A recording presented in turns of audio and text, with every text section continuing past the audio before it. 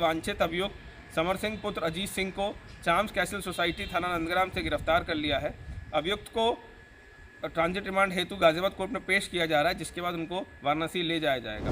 गिरफ्तारी के बाद मेडिकल और ट्रांजिट रिमांड के लिए कोर्ट में पेश किया गया, जहां से ट्रांजिट रिमांड जो अब तक की जानकारी है प्राप्त हो चुकी है और अब वाराणसी पुलिस उसे लेकर के वाराणसी आएगी। इसके बाद कानूनी कार्रवाई जो भी है विधिक वो संपन्न की जाएगी। कितने दिनों की ट्रांजिट रिमांड है?